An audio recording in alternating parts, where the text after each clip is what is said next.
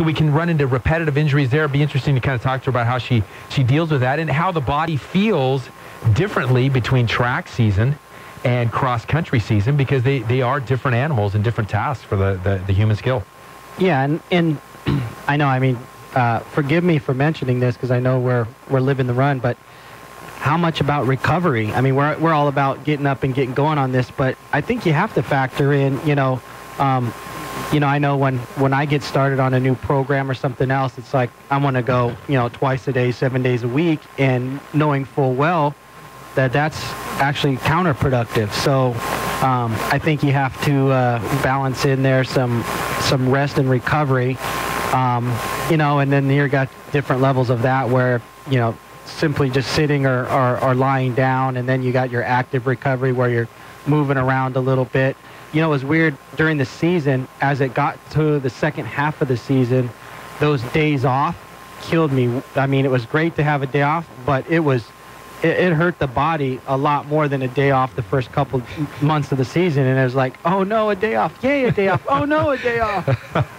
Hey, we're rounding out the year here on Living the Run. And one of the things I wanted to give a shout out to, and there's no way, any of us could have known what was going on. You're sitting in your cars. You got no clue what's going on in the studio. But props to Dave Ollis for filling in here from the last show. He got our show running today as Max, our original producer, got stuck in some nasty traffic, but Max just made the transition back in. We're thankful to have Max, and the show has been great. We can talk about what we're going to do in 2013, the multitude of guests that we've already got lined up, and these opportunities coming forth in the new year to live the run. But if you guys have missed anything, we got a ton of hits. I got a ton of hits from last week's show. I know you weren't here, Adam, but we talked video games. If you missed that interview, check us out, facebook.com/livingtherun or on livingtherun.com. We had a guy up from the Silicon Valley talking video games and health and fitness. We really try to span the globe on this show to come from all elements. Again, elite athlete Jordan Hasay in moments here. We've had all types of different elite athletes, people pushing the envelope, but then we just got average day people too, trying to make change, take control of their own lifestyle, and do things to better their sense of humanism. One of the great guests we've had, Adam, over the last few months, as you've been in here, is we've been talking food, and we wanted to round out one more time with Virginia from Vert Foods. And as we sit and talk about this, one of the things we see in holidays is we overconsume. We're overly gluttonous, and one of the problems with it I see is on the day after, a couple of things can happen. We either we ate ourselves into oblivion where we don't want to see the same food again, and so it gets wasted, or we get bored with the same food second, third, and fourth day that it's still staring back at us in the fridge. But we want to talk leftovers today. What's the ideal thing to do with leftovers? We got a couple leftovers. So Virginia from Vert Foods. Virginia, it's been a great year. Thanks for joining us this fall. This before the new year shows up here. What do we do with leftovers so that we can embrace them, enjoy them, and maybe even add to them to keep it healthy and keep us vibrant and keep us moving? Well, the thing I love about leftovers is, generally speaking, you have a great base, especially if you've taken some of the advice that we've been dishing out on the show. You hopefully already have some food in your fridge that's left over that already has a great nutrient-dense base. So instead of going to the Chinese food restaurant, which I just keep seeing blog after blog of, everybody doesn't want to look at their turkey or their ham or their potatoes anymore, so they're going to go to the Chinese food restaurant. How about you relook at that food that's in your refrigerator and start anew? So one of the dishes I gave to you guys tonight, which is so easy, it's packed full of vitamins and minerals, is my leftover potatoes mixed with a head of spinach, some kale, the leftover gravy I had, and a little bit of apple cider vinegar. You blend it up, you stick it in muffin tins, and you bake it at 350, and you've got these great little kale spinach fritters or soufflés. They taste awesome, and because my gravy and my potatoes were already made from organic substances, they're just packed full of minerals and vitamins, and they're fun. My kids popped about 8 of those for lunch this afternoon, and I got rid of my gravy, and I got rid of my potatoes, and it was a whole new meal. The other thing that we love to do is soup. You hear this commonly. boil down the carcass of your turkey and make some type of soup. Well, another great soup base is actually all your sweet potatoes or your mashed potatoes or your squashes. So let's say you made whipped butternut souffle or mashed potatoes. Use that as the cream base of a soup, and you've got just a great start. Add some coconut milk, put in some spices. That's all you need, and you've got a great warm soup for this cold days. So leftovers are a fabulous thing.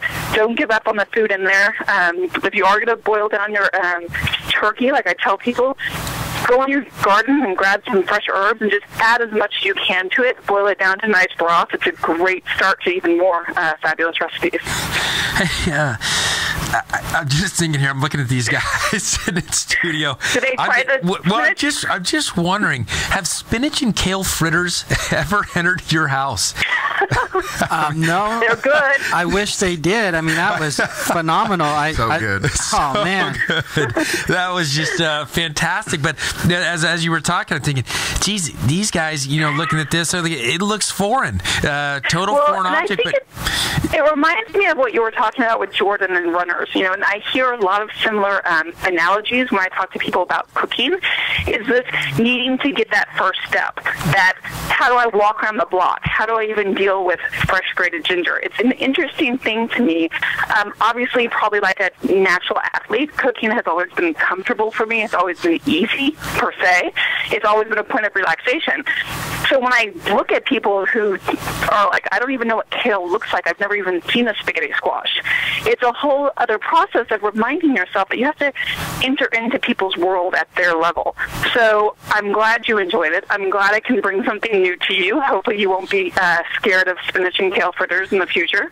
But I do understand that sometimes you have to make that leap of how do I get this in my mouth and not be scared of it. So it is a process, and hopefully in 2013 we can all make new changes. In fact, I'll be teaching cooking classes starting in 2013 at the Culinary Arts School. So hopefully be able to give people some of these tips and let them see what kale looks like and the spaghetti squash looks like. Hey, fantastic as always. We appreciate it so much, Virginia. Look forward to 2013 with you, and thanks for putting these things on the blog or on the website as well as the Facebook as well. People are eating it up, literally. Terrific. All right, have a good one. See you in the new year. All right. Hey, I have to say before we go to break, we got Jordan Hasay here in studio. Did you hear her say, when she's cooking, it kind of she just relaxed in doing it, much like Jordan. I got to believe Jordan was grinning out there. I can't see her face, but some of those runs that she does, Olympic trials and what have I got to ask her if she feels relaxed, more relaxed when running at that pace. I got to think no, but if she does, more power to her. We'll ask her that and more. Folks, stay with us. Jordan Hasay on ESPN 1280 The Ticket next. Imagine waking up every morning feeling great, jumping out of bed, starting your day, and then energetically getting through the day and finishing with plenty left for the evening. The fact is, you were born with all the tools you need to function optimally, develop lean, strong muscles, and generally feel good, productive, and pain-free. You just need to relearn to use these natural tools, and it's not as hard as you think. We're back with Living the Run. Welcome back to Living the Run, last show of 2012. Still talking spinach and kale fritters here. Virginia Vert Foods, phenomenal stuff as always. Easy stuff to eat, actually easy to make. She's going to be teaching classes in the new year, so always look forward to hearing more from Virginia. Well, in studio now, we're blessed to round out the year, to end the year with a local favorite, elite athlete, though. At the time, we don't have a lot of pros here, but we got some pros in the track and field world. Sure to be one here in the future, if she so desires. But one of our favorite runners to watch and follow since the Mission Prep days, Jordan Hasay in studio. Thanks, Jordan, for joining us. Yeah, thank you. It's great to be here. Nice to be back in town. Nice to be back in town, away from the drudges of the Oregon weather and into Central Coast. You came here like it's been 85 degrees every day up until this last couple of weeks. Yeah. We get a little rain. I think I brought the rain with me. You brought it with you. Hey, so we were talking during the break, and one of the most fantastic things I watched in sports just in the last 6 weeks was on Flow Track. They showed a nice summary of your cross country championship, and we can call you national champion cross country Oregon Ducks. How'd that feel for the team? It was really special. It was something that we talked about at the beginning of the season. Our coach said, I'll prepare you for that day, but everyone just has to give their best on that day. And it was really neat to have it all come together because, like you said, it's kind of, people think of running as an individual sport, but cross country, that's why I've really enjoyed it the past couple years, is because it really is a team sport at the college level. And we train together every day. We are with each other for most of the day. So it's your best friends, and it's just fun walking away with the championship with them. Hey, so it's tough to tell on the video, how long after the race completes do you guys actually find out? Because there it is, your team is kind of huddled up in a group that, they kind of show you guys, and it looks like coach comes in and reveals the news that you're the champ. I mean, a little different than Adam Melhuse here. When a baseball game ends, the baseball game's over, if the team won or not. But it seemed like there was a delay. How long was it before they told you guys, and what's that anxious time like waiting? Yeah, it's hard to know because, you can kind of tell when people are crossing the line that we had won, but obviously you want to wait till the official results come in just in case there's any errors. So it was, our coach, we were already celebrating, but our coach was like, okay, we need to tally up the scores first and wait till you guys celebrate. Got it. Where could the errors be, though?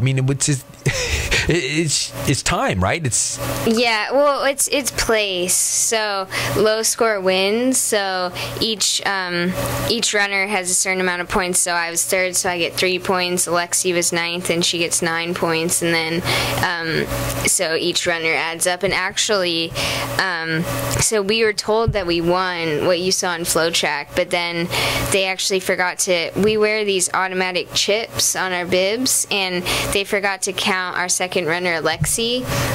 So our coach had to come back and tell us that we actually got second. But then they reviewed the film, and they had to watch the entire race again, and then they realized that we actually had won by quite a bit. So it was actually, it's more of a story than just waiting to hear that we had won. We actually, we thought we lost for a little bit, and then we were told we won again. But that's kind of the strength of our team. When our coach told us that we lost, we were like, I don't really care, guys. We know we did our best. I love you guys. It doesn't matter. So it was an interesting couple hours, but we are glad to come away with the win. I bet. Talk about the cross-country season versus the track season. Adam and I were talking about that before, about soft tissue injuries, different repetitive stress injuries, and certainly cross-country is a lot less repetitive stress, obviously, than running around in a track in circles over and over and over again. What do you find? How does your body seem to thrive, adapt during the different seasons? Because it's essentially a different season. you're running on a track versus running cross country on different trails, different courses. What have you noticed with your body? Is it almost you're thankful to have that time to get into something just a little bit different, even though it's the same sport running? Yeah, it is nice. Like you said, cross country, we kind of use it as more of a base season. It's definitely more time to build up the mileage, but at the same time, our coach is really good about keeping us on soft surface. We never do runs on concrete. We make sure we're always on soft surface, and even during the track season, we'll do most of our workouts on the trail and then maybe do the last repeat on the track. So we are really good at trying to prevent injuries and being cautious in that way. So when you're a young kid, it's kind of funny. Was it right of me to be cracking up there with Virginia saying cooking makes her relaxed, and because she's good at it? These races look like anything but relaxing. But when you're a kid, when do you learn that you're good, or when do you learn that I really like this too? There's one thing to be good at something, but you may not like it. How did you put those two things together? What age do you think you were when you did that? Well, I basically started out running in the 4th grade. I was just beating all the boys at running in PE class, and so it's always fun. You always like something that you're good at, and so I just kind of liked it from there and started joining. I raced against 7th and 8th graders and won some of those races. And in 4th grade? Yeah, in 4th grade. That's a pretty good indication you're good. Yeah, decent indicator. But I kept playing other sports until 8th grade, basketball, volleyball, but I just really, running was where my heart was. I mean, when I played basketball, I would just sprint up and down the court. I wouldn't really do anything else. And so it's just always something that I've enjoyed, and it's kind of funny because I do agree with Virginia that it is relaxing. I mean, it's certainly not during a race during some parts, but actually a key to running a good race is trying to stay as relaxed as possible, and so that's what we work on as far as mental training, is trying to be the most relaxed person in the race. And normally if you're relaxed, you have a pretty good shot at doing well. Yeah, that's an interesting point. We're talking to Jordan Hasay here on Living the Run, ESPN 1280 The Ticket. You know, Nicole Hagobian, who trained here locally, and she was trying for the Olympic trials in the marathon this last year. I think she said if in the first 10 miles you don't feel totally relaxed and totally at ease, you're in trouble, you know, in that race. And that's an interesting point, because you're saying if you're too tense and you're too stressed early, there's no way it's going to work at the end. Forget the kick, huh? Mm-hmm. Yeah, you use it all up. Yeah, we like to call it kind of controlled aggression. So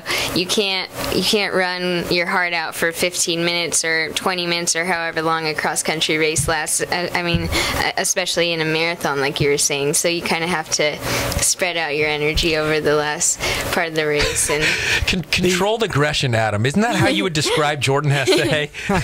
Controlled aggression. That was the phrase that popped into your head, I know. I'm still stuck on the first 10. That would mean there's a second 10 miles? That's 20 miles if my math is correct. Yeah, I'm hoping to make just 5. I mean, gee. Yeah, no, but that is controlled aggression. And hitting, you know, a baseball, you know, if you're up there and the moment, you know, is such, the game's on the line, and you can't control your energy. I used to try and think of taking all of that anxiety or all of that, you know, welled up inside of me and focus it in my eyes so that way I could see better and try and get my heart rate down. You know, I'd always be very, very mindful of where my heart rate is on deck.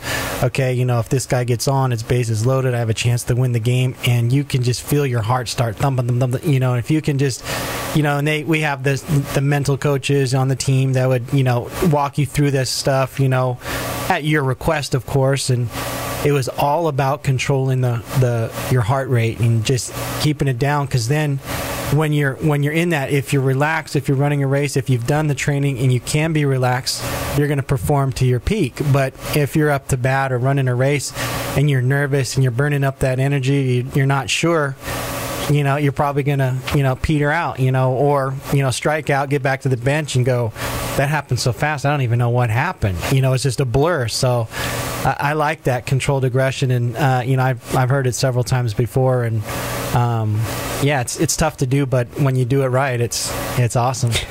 Hey, when you talk about one thing you hear a lot about in the coaching world, and we talk about people getting coaches, you know, even people that are just trying to get fit, right? Get a coach, have somebody follow along with you, have somebody encourage you, motivate you. But as we were talking last week, you know, and Max brought up, or maybe it was a couple weeks ago, Max brought up as well, that idea of changing the way in which we coach to individual athletes. So now we got the football team or the basketball team, or in your case, the cross-country team, where all of you aren't going to respond to the coach in the same way. Coach gets a little bit fiery. Coach uses more positive words, more negative, gets after you a little bit, lets loose a little bit. How does the coach up there deal with the 6 of you, right? Six race in the race. The 6 of you differently, and then how does the coach maybe deal with you the same, or is there even that? Is it just one program for all 6?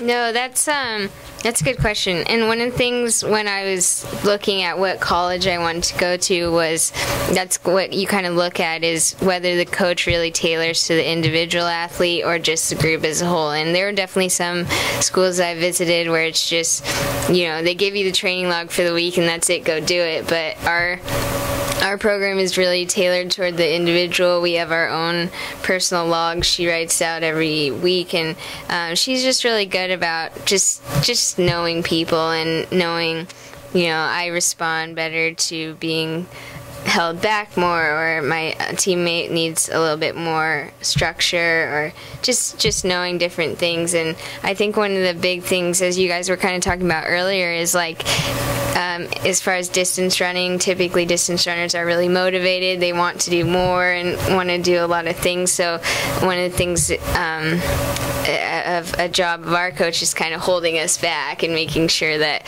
we take our rest days and we're not doing too much, and keeping us all healthy was kind of the key for the season, because if one of us got hurt, then we definitely wouldn't have been able to win the championship. Is the focus there more on the physical health from a standpoint of flexibility, stretching, massage, different stabilization techniques, or do they have you pretty dialed in on a nutrition program as well? And then even the mental aspect. I know, we're blessed here locally with Jeff Troche, sports psychologist, sees a lot of college athletes, does a lot of stuff with different people.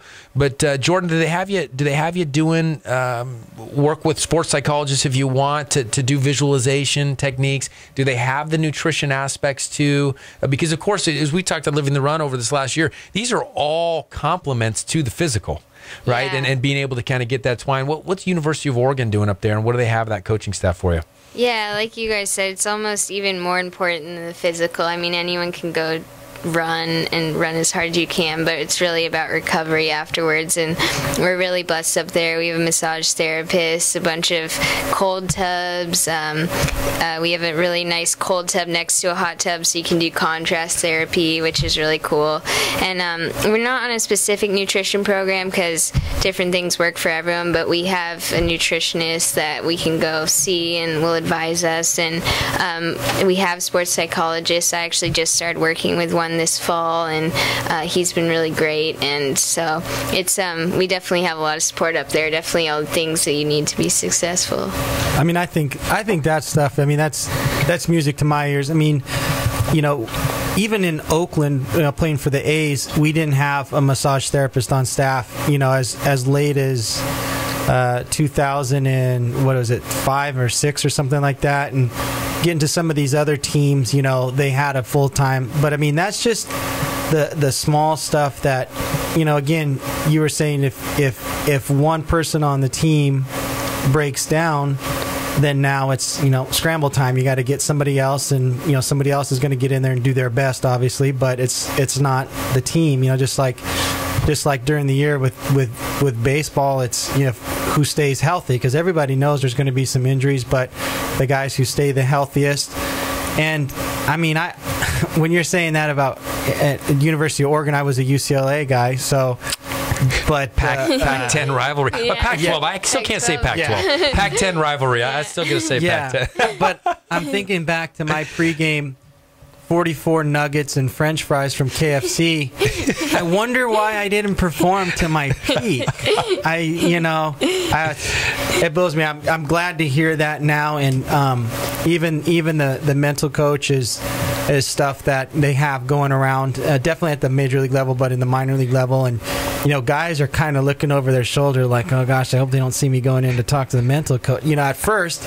And now it's just like, yeah, hey, and I just, I want that positive. Any little thing that you can get to give you an edge, and then if you're talented on top of that, good night. You're sky's the limit. So, hey, no question. Hey, we got to take a quick break, but I'd love to have you back for one more segment, Jordan. We want to talk about what the future holds. We got one last year track and field here, track and field season, and then on to what have you. And that's what we want to hear about next from Jordan Hasay.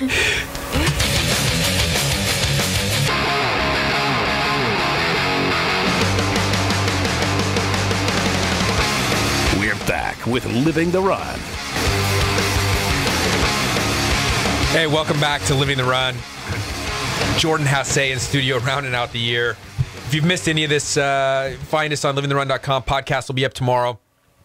Or facebook.com/livingtherun. Always great to have and just be in the room with an elite athlete. And you can kind of tell Adam as she talks. There's just a level that's quite a bit different. We were even talking about shoes and so forth. And there's a difference between who needs certain shoes and who needs other shoes. And certainly the elite runner needs slightly different shoes. And that kind of leads us into where we go after this season. You got one more Pac-10s. You just rounded out the cross-country championship, national champions. Great way to go out as a senior. Now we're coming into the last spring summer season of track here, if you will. What are the goals going into the spring this year, last year at Oregon? Well, now that we've won the cross country title, we can go for the three-peat, which would be really cool. Which would mean the cross-country indoor and outdoor titles as a team. And so that's one of my main goals, is just helping towards that. And so whatever events I can run indoors and outdoors to help with that. I'll probably run the 5K, 3K indoors and the 10 and 5 outdoors possibly. So those are the main goals. You know, when you use a kind of an interesting phrase when you talk about going on to the next level and deciding what to run. You know, do I run the 1500? Do I run the 5000? Do we do a 10,000? That kind of thing. But you always say we're trying to decide. Who's we in this as you go forward? And especially we even reference it as you go to maybe become professional after, you know, you finish your collegiate career. Who's we? Who makes these decisions? Is it not you that's making the decision on what race you want to run? No, the worst part is that it's always my decision in the end, and no one will help with that. But yeah, I think a huge part of running and just my whole career has been my great support system and my family. I mean, they're not necessarily involved in the types of decisions, what races I run, but mostly we means my coach. And like we said, all the support up there, your massage therapist, your sports psychologist, your trainers, everyone up there is just all making the best decisions for you, and will all give me their input. But like I said, ultimately it's my decision, and so that's what I mean when I say we, is my great support system, everyone that's there helping me out. So I'm asking this question for Adam, because Adam said that he said earlier that he was a shortstop that just ended up playing catcher. Are you a 5,000 runner that just ends up running the 1,500? Or are you a 5,000 runner that ends up running the 10? Or what defines you in racing? Where, like, when you think about it, say, if I only got one race left to do in my life, which one would you choose? Oh, that's a tough question. One in my life. Well, I'm probably going to try a 10K this year. I'm definitely going to be more of a longer distance in the future, so I'll probably run marathons eventually. But typically runners will move up when you think you can't really be competitive on the world level in your event. And as far as the 1500, I still have room for improvement there, but I'm definitely... Normally top 1,500 meter runners can run too flat in the 800, but I can, and then they can't run 15 flat in the 5K, but I think that I'll be able to run 15 flat in the 5K soon, and then, so I'm more coming towards the longer distance for the 1,500s, if that makes sense. Yeah, you're hitting the peaks a little bit earlier, which is giving you that kind of sense, this is where I got to go with my talents and skills. What you learned from last year? I know last year, it's got to be such a tough year. You know, you go in, you got the Pac-10 championships, then you got the national championships, and then you got Olympic trials right after. A lot of running. Certainly those rest days are important mentally and physically. What'd you learn from last year? Yeah, it was really tough. I just remember last year when it turned on January 1st, when it was 2012, you know, it was the Olympic year. This is a big deal. It only comes every 4 years. It's a really big deal for the track and field world, especially doing well in the 2008 Olympic trials. So it was a big deal, and I really wanted to do well at the trials, and obviously didn't pan out. So, but like you said, we learned a lot from it. As far as training, and I think one of the main things was just learning about rest days. You know, I think we maybe overworked a little bit and tried to change things up, and didn't really focus on the right event and do the right things that we needed to do. So it was a good learning experience. Definitely tough, but failure is good. So yeah, no question. And Dean Karnazes, that's exactly what he said. He learns more from the failed events certainly than always winning events, what have you. And where's that attitude come from? We mentioned that earlier for you is that the first thing everyone always talks about is your attitude, just how kind you are, how nice it is to be around you, just a sweet personality. And everyone says this. Nobody doesn't say it. So it obviously resonates. And that's an amazing thing when you talk about somebody who's as an elite athlete, because other elite athletes, you hear them reference and you talk about their elite athleticism.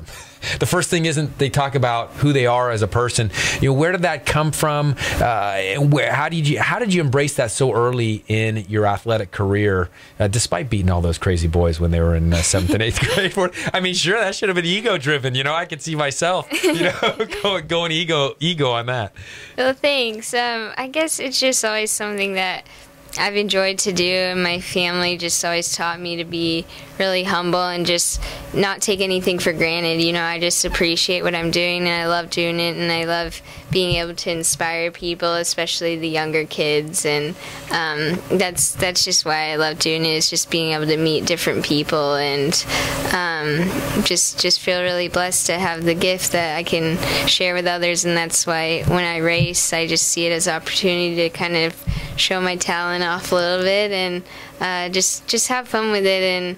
And like you said, it's hard to deal with the failures, but you just kind of move on, and it makes you a greater athlete in the end, and also just teaches you a lot about life. No question. I think the thing that comes to mind is that quote that says, "Never let your successes go to your head, and never let your failures go to your heart." And you seem to epitomize that quote as well as anyone, Jordan. Thanks so much for coming in with us.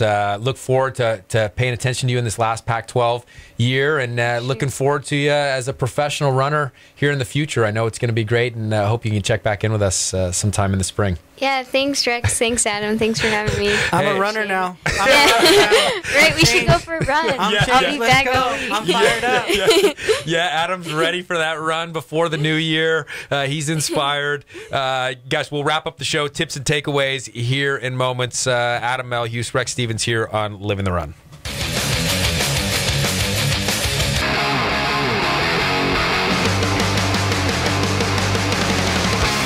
We're back with Living the Run.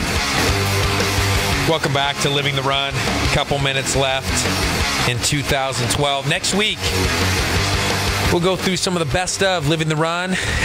Put Max to work, get him to get a couple of these good interviews for next week. I think that's what's going on the show, and then we'll come back on January 9th to start off the year. Been a great year, and what a way to end the year with an interview like Jordan Hasay. Like you said, say it now, as support staff, huh, Adam? Impressive. Very, very, very impressive. I mean, as someone as talented as that has the people around her to keep her grounded, and I get the feeling that it didn't take much. She's just that kind of a person that's just kind of humble to begin with, and it's just she's got the great spirit, and we talked last week with this guy on the video games, and Paul was trying to kind of push him a little bit to say, hey, are these video games the best thing?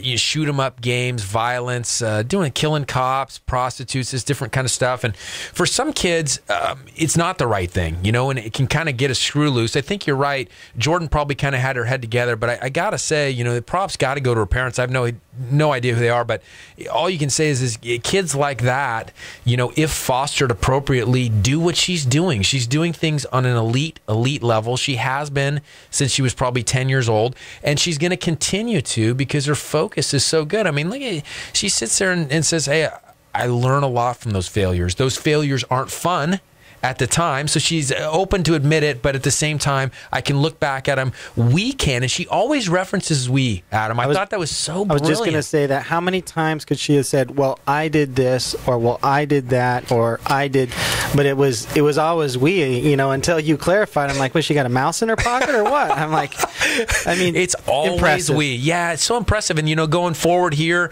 on Living the Run, and where we hope to encourage our listeners next year is that's such a critical piece. We've had an athlon elite on, Ryan Joyner. We've got different people around this town that can be part of the team nutritionally, mentally, physically, to get people that extra little edge going forward and realize that they can achieve more than what they're achieving today in their health and wellness. Tips and takeaways, final tips and takeaways for the year, Adam. Sign me up for the cooking class, or my wife, one or the other. Sign us up. But no, this has been awesome, and I appreciate you having me on the show. And I've learned a lot, and hopefully I've contributed a little bit to the show. But I've done a lot of learning, that's for sure. So just get up and go, get going. Like you said, it was you caught me at a time where being retired and coming workouts had stalled big time, and then just okay, let me just get going and get back in, and knew what to do a little bit, but just kind of pushed myself a little bit and then a little bit more, and it's been an interesting journey through several different types of workouts and stuff, and it will continue to be. I know that much, but just the premise of the whole show to just start somewhere and to get moving and to get it going, and you're gonna get the bug. Trust me, you'll get it. The running bug, the lifting, whatever it is, you'll get it, and then you won't want to stop. Yeah, I almost take this for granted, this show. We get to hang around such cool people. If you don't get the bug by hanging around people like Jordan Hasay, shoot, you're not living. Check the pulse. I'm running home. I'm running home. I think about her, my tip and takeaway is put a smile on your face. It's absolutely amazing how infectious that is. That girl smiled the whole time she was here. She walked in the door, she smiled. She smiled the whole interview. Neat kid, and it's amazing the energy that comes off of and to all of those around us, and how it wants to get you going, get the molecules moving. Oh, no doubt. And I mean, just one thing that came to mind too is a week or so ago I saw someone's a video on Facebook, and this kid that was handicapped on the wrestling mat, 12 years old, the other kid wrestling him, fully functional, just pulls him over on top, lets the kid pin him, and tears in my eyes. This kid's just competing, so we can compete if he can compete. Living the run at the best we can. Thanks to Max Woodcock, producer, Adam Melhuse in studio, Paul Tarek, who wasn't here. I am Rex Stevens. Till 2013, live healthy, live bold, come live the run.